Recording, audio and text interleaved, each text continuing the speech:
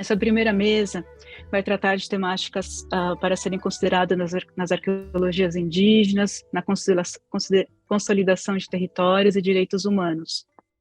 Essa atividade acadêmica resulta da nossa profunda solidariedade e colaboração com todos os movimentos indígenas e afrodescendentes nas Américas, e da urgência para construir uma pesquisa acadêmica que dialogue com a diversidade e com os resultados práticos em benefício dessas comunidades. Os temas foram selecionados a partir de questões e experiências indígenas e afrodescendentes que afloram continuamente nas Américas, com pautas comuns da luta por direitos civis, proteção das terras tradicionais. A esperança é que as comunidades se fortaleçam em suas diferentes demandas e, ao mesmo tempo, que procuram proteger a herança ancestral e seus territórios, mas que também construam redes de colaboração com representantes de várias organizações nacionais, além das universidades. Eu quero homenagear a terra dos povos de Massachusetts, onde está localizada a UMass Boston, e as comunidades vizinhas dos Nipmuc e Wampanoag. Também homenageio a terra dos povos Tupi, Tupiniquim e Caigangue, onde está localizada a Universidade de São Paulo, e os territórios ancestrais de nossos oradores e moderadores, os povos Tuxá, da Bahia, Eastern Pequot, de Connecticut, Tupi-Guarani, de São Paulo, e Potawatomi, do Michigan. Natasha Campbell, Yakuna Tuxá, Wawapucá, representantes de três vivências Sepiquá, Tuxá e Tupi-Guarani. Cada tem experiências e histórias fundamentais sobre a sua experiência pessoal e coletiva e sua relação com a universidade. São jovens talentosos que transitam com sabedoria e eloquência entre os saberes das suas comunidades tradicionais, a universidade e a educação, mostrando a importância da academia para encontrar novos caminhos e alianças intelectuais mais profundas que atendam aos interesses das comunidades indígenas e afrodescendentes. Estamos aqui com o propósito de continuar ampliando uma rede de diálogos e articulação de vozes e agendas das comunidades e movimentos sociais e lideranças indígenas e afrodescendentes das Américas, falando sobre o patrimônio, a recuperação da memória histórica, práticas ancestrais, fortalecimento da língua, reconhecimento do território, entre outros. Esse intenso processo precisa se entender no âmbito das relações entre o conhecimento tradicional e o conhecimento de outros. Ao mesmo tempo, tentamos de que essa troca de experiências impulsione novas versões para a construção de uma agenda acadêmica com diálogo simultâneo com diferentes centros de conhecimento. Finalmente, gostaríamos de mencionar duas mulheres que inspiraram as atividades desses eventos. Para Silvia Cusicanqui, que a descolonização das universidades começa quando os produtores de conhecimento e suas interlocutores discutem em condições iguais de diferentes centros de pensamento, pois não há discurso de descolonização nem teoria de descolonização sem uma prática de descolonização. Para Célia Chacriaba, a universidade tem uma tarefa desafiadora. Não é suficiente reconhecer os saberes tradicionais, é preciso reconhecer os detentores dos saberes. Mas, pelo menos no meu povo, a gente hoje realmente quer ser reconhecido ainda aqui nos Estados Unidos, porque é algo que a gente, às vezes, tem que provar que somos povos indígenas, a gente tem que provar que a gente está aqui há séculos. Então, atualmente, nós estamos tentando reconhecer isso, a gente tinha um reconhecimento federal, mas isso foi retirado de nós, então agora estamos numa batalha jurídica mesmo. Eu diria que o que eles fizeram com a gente é um genocídio, eles estão tentando destruir a gente com uma canetada.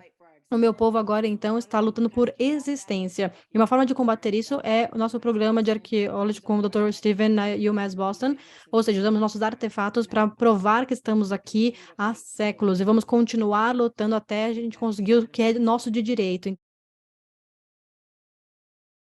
Acredito que o povo Tuxá atualmente tem utilizado diferentes estratégias para defender o seu território, para defender a sua herança cultural e demais coisas que são importantes para a gente como direitos básicos, né?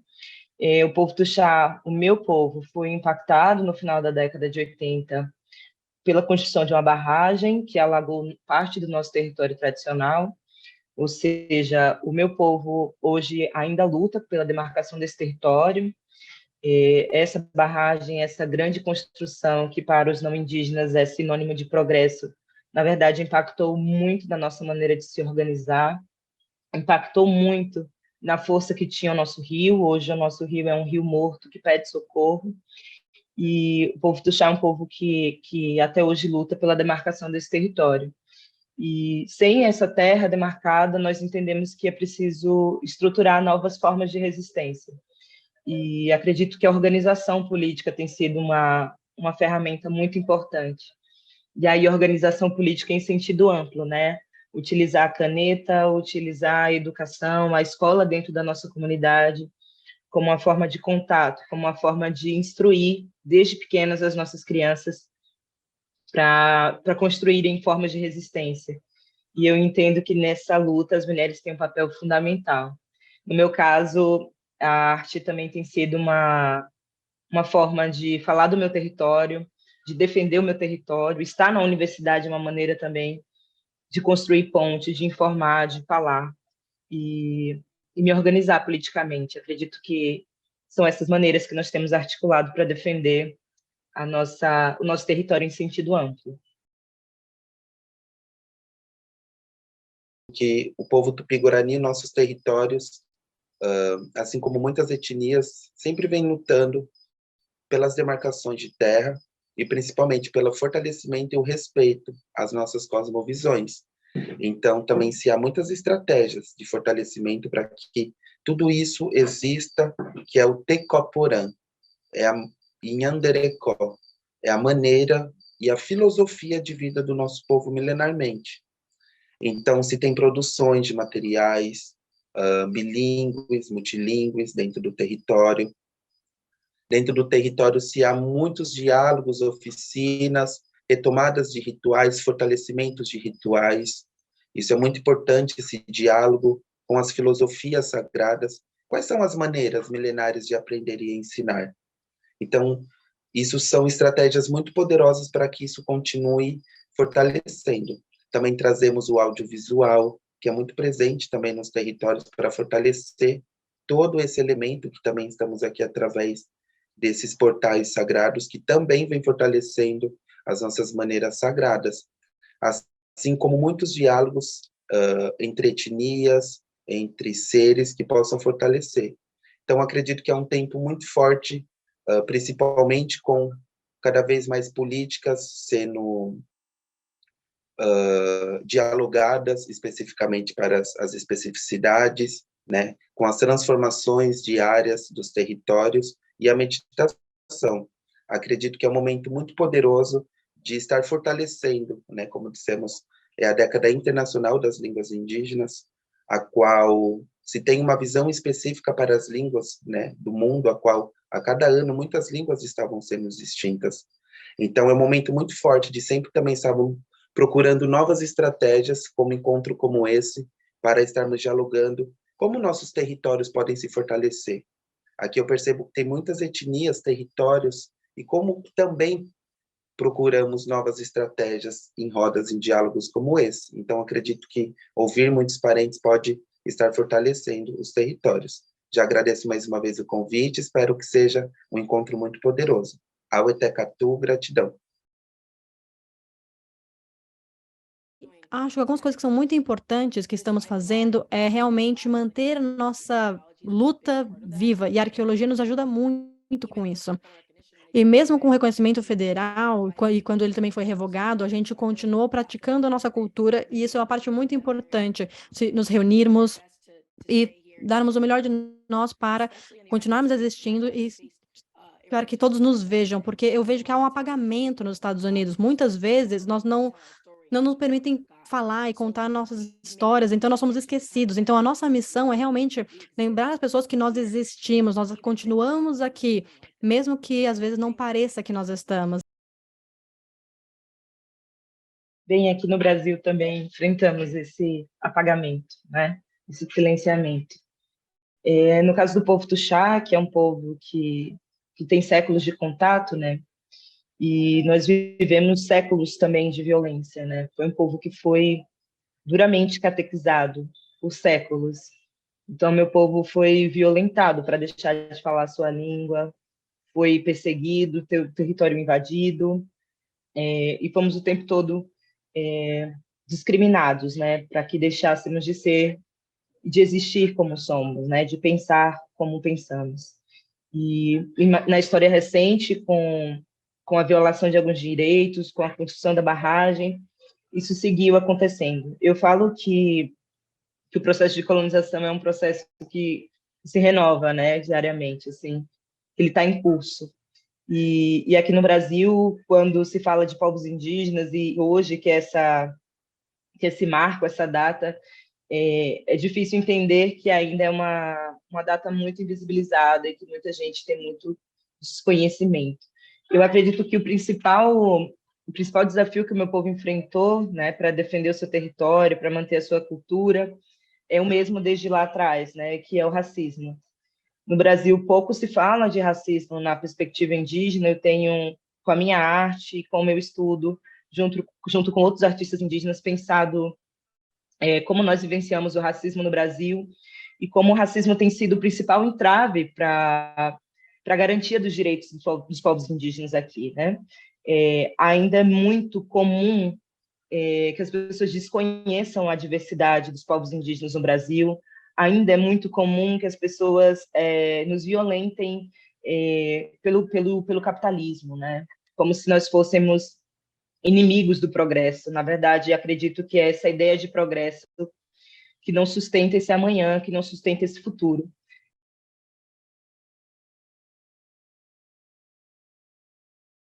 Hoje, o meu povo tem articulado, como eu falei, diferentes formas de resistência. Nós temos uma escola dentro da nossa comunidade que tem sido a nossa base, né, política de organização. E nós temos revitalizado a nossa língua, nós temos nos organizado, nós temos criado um currículo que possa abraçar as nossas especificidades, que possa acolher esses saberes e tudo isso para que nós possamos estar fortes, né? E, e unidos, assim. Na universidade, quando eu chego na universidade, há um discurso muito comum de que esse conhecimento científico ele é superior a esse conhecimento diverso, né, que há no mundo. E a base que tenho na minha comunidade me fortalece para entender que o meu conhecimento, que a minha origem, que a nossa luta é fundamental para a gente pensar um mundo que caiba muitos mundos e que caiba muitas cosmovisões, assim. E acredito, fechando a resposta, é que o racismo ainda é esse principal entrave nessa garantia dos direitos, dos territórios e dessa herança cultural dos povos indígenas, e é assim também para o meu povo. Falamos de memória quando dialogamos esse território, e é uma memória muito longa, como disse muitos parentes, tanto de abusos, invasões espirituais, né, no território. Mas uma das coisas muito interessantes é que nós, povos originários do território, não temos uma visão específica sobre território. Nunca que precisamos, antigamente, né, ir e demarcar algo, um território, porque sabemos que todo o território fazia parte de todos e de tudo. Hoje temos a necessidade de demarcar para garantir aquele território e aquela floresta, não para nós, mas que a floresta exista. E nós, como seres da floresta, pertencemos àquele território. E não vemos aquele território, quando falamos de território, algo como recurso, algo como que beneficia, mas não como parte de nós, um mundo muito espiritual. Realmente uma sociedade específica que dialoga com muitos, que é o pluriverso. Então, sempre tendo essa dificuldade também de ter que ainda ficar em um território só, sendo que o universo é o nosso território. Mas mesmo assim, né, esse espaço que já é garantido, muitas vezes por constituições, muitas vezes realmente não tinha essa valorização e essa ocupação. Então, entre o povo Tupi-Guarani, realmente um povo super nômade, que sempre viu esse território como um território, não como propriedade, mas um território que pertence a todos os seres. Não falando de seres humanos, mas de todos os reinos, animal, vegetal, espiritual, que todos dialogam entre si. Então, vemos hoje um território como um território pluriverso. Aqui, no nosso caso, hoje estamos em um território que é a última floresta de Restinga, de uma imensidão, né, de territórios do litoral.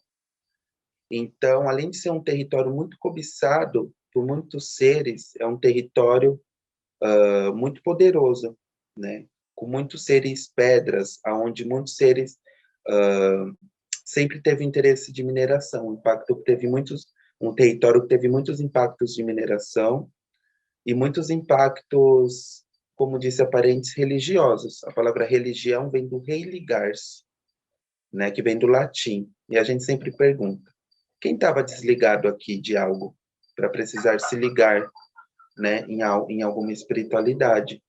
Então, nosso povo Tupi-Guarani realmente foi muito perseguido pelos jesuítas, que chegaram aqui no território, dialogando com essa espiritualidade de imposição, perseguindo xamãs, perseguindo falantes. Então, em muitos clãs, tivemos muita perca de muitas línguas, de muitos clãs. A língua Tupi-Guarani é uma das línguas mais faladas do território também, né? Se teve esse impacto de conexão.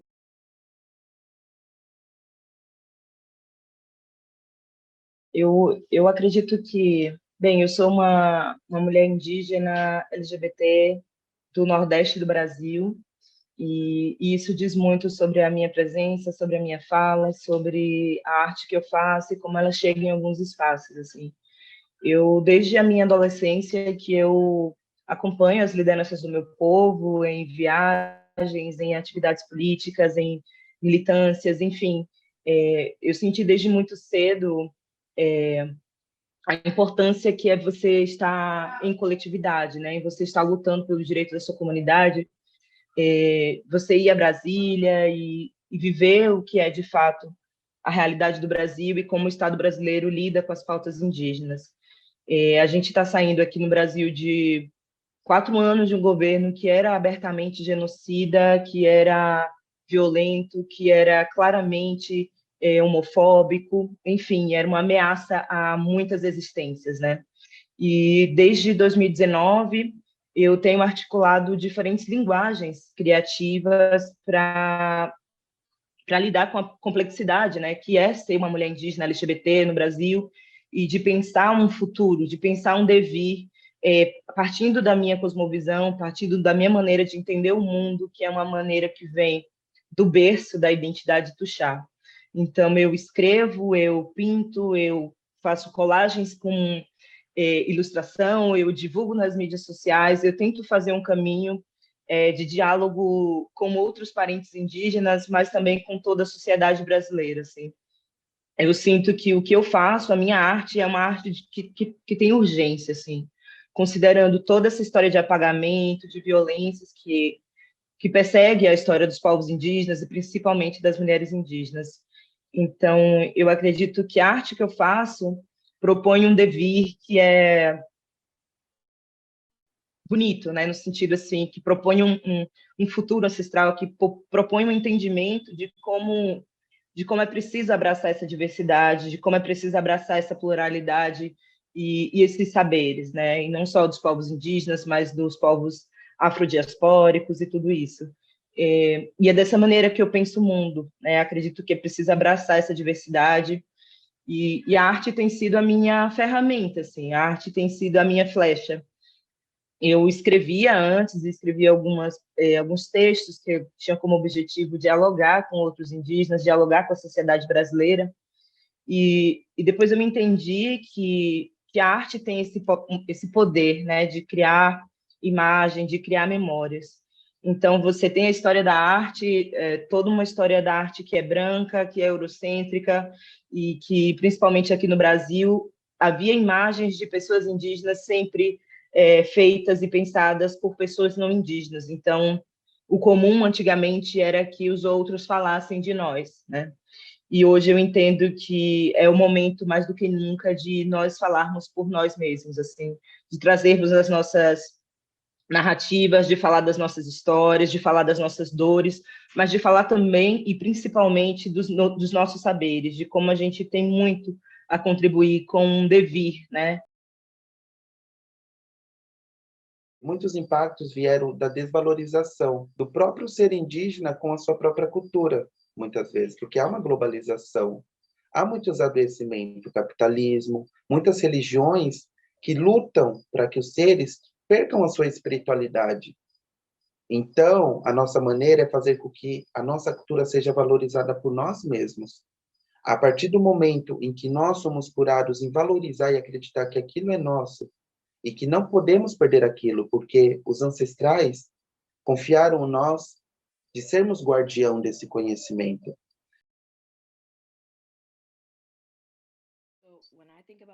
Bem, quando eu penso no futuro, sempre me ensinaram que você tem que se preocupar com as próximas 7 gerações depois de você. Então, tudo que eu faço hoje é para que eles vivam melhor. E algumas coisas que nós fizemos nesse sentido recentemente, a gente tem promovido uma lei em Connecticut, onde vai haver uma disciplina de estudos indígenas nas escolas, que é o primeiro passo, porque a gente sempre ouviu que os nossos ancestrais são quem passam, os guardiões da nossa história, mas as crianças são quem carregam isso para o futuro. E com a arqueologia também, ter os artefatos para que as crianças possam interagir, tocar, porque muitos artefatos são artefatos que foram segurados, foram tocados pelos seus ancestrais, e traz visibilidade da sua cultura. Então, com essa nova lei, nós podemos manter a segurança dessa visibilidade. Além disso, eu escrevo poesia. Então, para mim, a poesia é uma ferramenta para contar a nossa história, para que isso possa ser passado para as próximas gerações e inspirar outras pessoas a fazer o mesmo, para que as nossas histórias continuem a ser contadas. E no futuro, o que eu busco é algum momento em que nós possamos descansar, porque há tanto tempo a gente luta pela nossa identidade, pela nossa visibilidade. Então, o que eu sonho agora é que no futuro os filhos dos meus filhos não precisem fazer isso, que meus sobrinhos não tenham que fazer isso. E acho que tudo passa pela educação, educar as massas para que eles entendam que os povos indígenas estão aqui, eles continuam a existir, eles resistem, e tudo pelo que nós passamos é algo do qual nós nos orgulhamos, nós não vamos a lugar algum, porque nós vamos continuar lutando, porque é o que nós fazemos desde o começo dos tempos. Então, no meu caso, eu falo para todo mundo que a arqueologia salvou a minha vida. Quando eu era mais nova e retiraram o reconhecimento da nossa comunidade, eu fiquei desolada e parecia que eu não tinha mais uma identidade. E diziam que a gente não existia, e para mim era impensável isso. E foi aí que eu comecei a trabalhar com arqueologia, e eu encontrava artefatos que provavam que eles estavam errados. Nós sempre estivemos aqui. Então era algo material no qual eu podia me respaldar, me dava esperança, algo realmente físico que mostrava, não, meu povo sempre esteve aqui, não importa o que o governo fala, a gente sempre esteve aqui, nós sempre ocupamos essa terra, e eles sempre lutaram. Se eu estou segurando isso aqui é porque eles estiveram aqui, e por isso eu tenho uma gratidão enorme para o Dr. Steve, todo mundo que nos ajudou a realmente fazer arqueologia na comunidade. E hoje em dia temos até pessoas na nossa comunidade que querem se tornar arqueólogos. Então, para nós foi realmente algo que salvou nossas vidas. Um trabalho que eu fiz recentemente, partindo dessa conversa com meu irmão, partindo do diálogo com o território, com as águas do rio. Essa obra se chama A Memória de Nós na Voz dos Rios, que é entender o que é que esse território guarda de memória, e isso passa pelo material também. E levei essa queixa para o meu irmão, né, dessa preocupação, porque dentro desse território é muito comum nós encontrarmos peças que são evidentemente marcas, rastros da nossa presença naquele território. E aí a comunidade está se organizando muito nesse sentido, e é super interessante ver como a gente tem articulado algumas tecnologias a nosso favor, né? Meu irmão e outros jovens estão fazendo meio que um mapeamento, né, utilizando o GPS, de quando utiliza uma peça, encontra uma peça e tudo isso, de marcar com o GPS onde é que foi vista, onde é que está, mas do que eu observo do meu povo e entendendo a importância da arqueologia e de algumas políticas, né, a gente tem sentido muito a morosidade de alguns processos, assim, de alguns mapeamentos nesse sentido, dessa espera de profissionais que possam fazer esses laudos e encontrar esses materiais. Assim. Mas eu acredito que a arqueologia é uma aliada nesse sentido. Assim.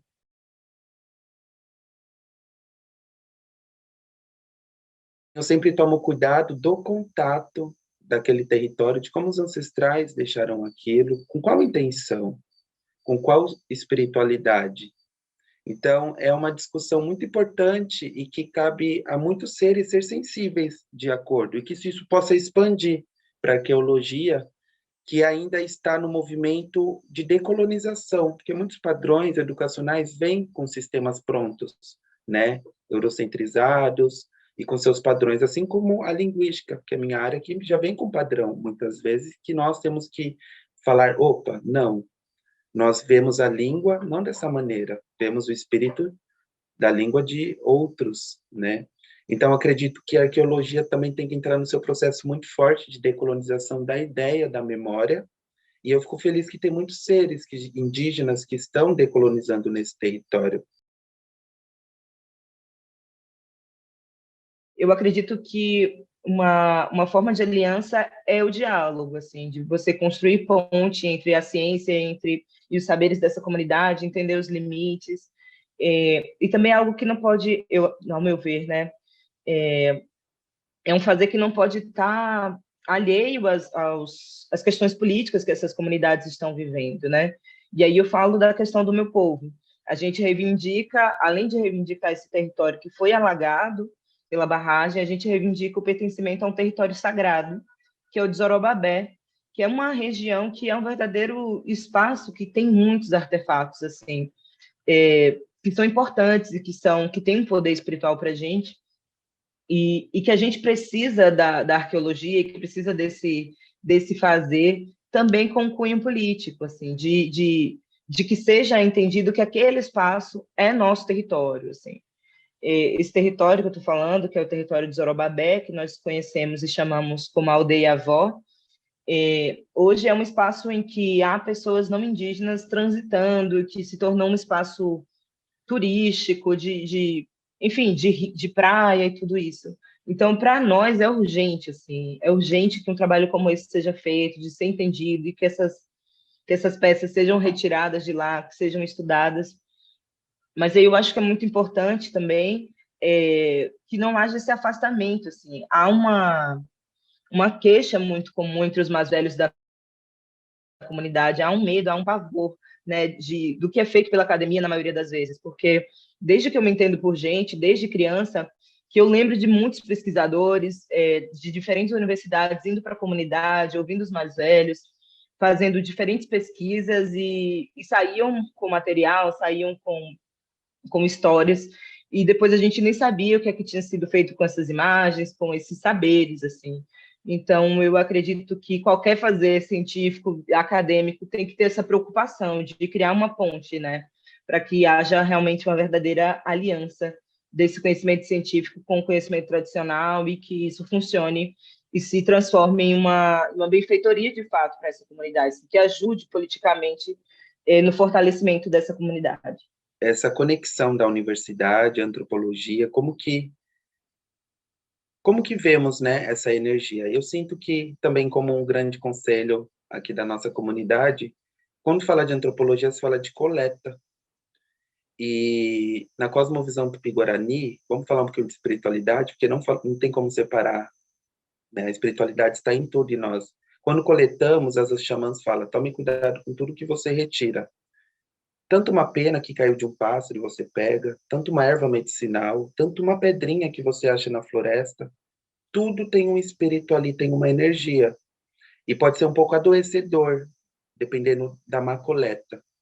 Isso a gente fala de adoecimento espiritual. Então, acredito que esses espaços, porque a universidade também é um espaço de coleta do conhecimento, tanto em todas as outras áreas, ter esse cuidado e essa conexão, como cada etnia, como cada povo, como cada comunidade coleta as energias, né? Que não haja um padrão de coleta e estudo de uma memória, mas que essa estrutura, esse espaço, ela dialogue com a antropologia milenar, talvez, que aquele povo já possa ter. Então, isso é um processo de decolonização, como diz a Parente, retomar esse estudo e que haja esses diálogos, essas consultas prévias, né, de como fazer aquilo, que não haja um padrão. E que existia falantes adultos, mas de uns anos para cá, por um processo de globalização, as crianças já estavam perdendo e já não estavam falando mais o idioma. E ali iniciamos aqui no território muitos processos de encontros, oficinas, dialogando e retomando a nossa espiritualidade, mas com a importância também de já registrar de forma alfabética. Quero registrar a importância que foi ouvirmos Luan, maravilhoso, eu não conhecia essa potência e foi uma alegria muito grande poder ouvi-lo, e realmente é um pouco do que ele falou, né? Conexões que quebram fronteiras, e é isso, né? Criar resistência entre fronteiras. Eu sou da área de letras, né? E acompanho um pouco esse movimento, e aí pensando essa pergunta, né? Como os pesquisadores, como a universidade pode ser parceira nesse sentido, e aí falando da língua, o meu povo, a língua do meu povo é o Dzubukwa, né? E nós não falamos o Dzubukwa no nosso cotidiano há muito tempo, assim, mas nós nunca dizemos que essa língua estava morta, porque ela estava presente constantemente no nosso ritual. Então, é preciso entender, né, como funciona algumas cosmovisões e como nós entendemos, né? E aí é quando, às vezes, há um conflito com a universidade, com a ciência. Não há nenhum falante vivo do povo Tuxá, fluente em Dzwukwa, mas, ao mesmo tempo, sempre a língua esteve presente em nossas cantigas, em noites de ritual, nas nossas práticas e tudo isso. Hoje é uma alegria para mim ouvir o meu sobrinho falar algumas frases em Dzwukwa, e ele liga para mim e fala: "Oh, tia, minha tia, eu já sei falar isso, eu sei falar bom dia, eu sei falar boa noite", enfim. Eu vejo muito, como estudante de letras, algumas publicações que falam assim: morre o último falante da língua X, por exemplo, ou existem apenas, sei lá, 20 falantes de língua Y. E aí eu vejo muitas vezes que alguns estudiosos, nesse sentido, nos tratam como falantes de determinada língua, ou seja, a língua é um elemento diacrítico de uma cultura de um povo e é um elemento super importante, mas se não há o povo, não há língua. Então, quando fala dessa aliança de ciência, de pesquisa e comunidade, eu acho que é preciso entender que a gente está falando de gente, que a gente está falando de corpos que estão sendo perseguidos e que há um genocídio há muito tempo. Então, quando eu vejo alguns linguistas falarem de nós como meros falantes de uma língua, mas que, ao mesmo tempo, não sabem da luta que a gente vive, não soma na luta, não se interessa, não pauta, não fala sobre isso, isso me angustia muito. Acredito que o que pode fazer em relação à universidade e comunidade é eles entenderem que nós não somos apenas objeto de estudo, né, para as suas pesquisas, para os seus trabalhos, e que você vai lá, coleta aquele conhecimento, volta para a academia, ganha seu título, alimenta o seu currículo e pronto, né? Acho que é preciso ver a gente muito mais do que um objeto de pesquisa, entender autonomia, entender diversidade também. Eu acho que uma das coisas que as universidades e escolas podem fazer é realmente fazer parcerias com povos indígenas e outras comunidades. Quando eu penso na relação que nós temos com a UMass Boston, eles não chegam aqui e falam: olha, a gente vai fazer isso aqui, a gente vai chegar aqui e vai fazer uma escavação. Não, eles sentam, conversam com a gente, ouvem o que a gente diz, e eu acho que isso é o mais importante. Quando fazemos arqueologia na minha reserva, sempre que algo é retirado da nossa terra, a gente faz uma oferenda para a terra. E isso é muito importante. Então, por exemplo, quando os arqueólogos chegam no nosso território, a gente primeiro faz um ritual para que eles também façam parte daquele território e entendam que nós não somos só um objeto, porque realmente, antigamente, nós éramos apenas vistos como objetos do passado e nunca do presente. Então, eu gosto muito do que o UMass Boston faz e o Dr. Steve faz, porque eles não olham para a gente como se fôssemos objetos do passado, eles entendem que nós estamos aqui no presente, eles são nossos parceiros, eles vêm na nossa comunidade. E eu confio completamente no Dr. Steve justamente por isso, porque nós criamos esse vínculo, a gente criou uma relação de confiança. Então, eu acho que construir confiança é o primeiro passo, porque se você fizer isso, você vai ajudar os povos indígenas a ter uma voz, você não vai falar em nome deles. Se possível, eu gostaria só de amplificar algumas das ideias que nossos panelistas maravilhosos compartilharam com a gente hoje. Questões relacionadas ao reconhecimento, e porque temos estados que ainda tentam apagar os povos indígenas, e nós temos que lidar com isso. E o papel da arqueologia, então, e dos pesquisadores, de maneira geral, em trabalhar com comunidades indígenas, fazer parcerias de formas que nos permitam realmente desfazer o dano que já foi perpetrado. E também como o poder da arte como uma voz soberana nas comunidades e a nossa responsabilidade não só com nossos ancestrais, mas também com as gerações futuras, ou seja, os nossos futuros ancestrais e outros seres espirituais, para que nós possamos construir essas relações não só com outros humanos, mas com também outras entidades. E, finalmente, essa plataforma aqui hoje é uma forma de nós nos conectarmos e conectarmos diferentes povos indígenas para além das fronteiras que foram impostas pelos colonizadores. Muito obrigada a todas. A mudança só virá de fato com um esforço colaborativo. A colonização foi algo que acabou com a colaboração através de genocídio, racismo e segregação, e até mesmo ações do governo. Então, muito foi feito para destruir os esforços colaborativos entre povos indígenas. Então, a arqueologia e algumas políticas no Brasil e nos Estados Unidos foram transformados justamente pelo ativismo indígena hoje. E os três panelistas nos mostraram que o caminho para o futuro, como no passado, é tanto pela luta, mas também ao promovermos mais as vozes indígenas, porque isso nos ajuda a proteger seus corpos e valorizar suas expressões artísticas, reconhecendo sua história. Mas a parte da luta é mais difícil e mais cansativa.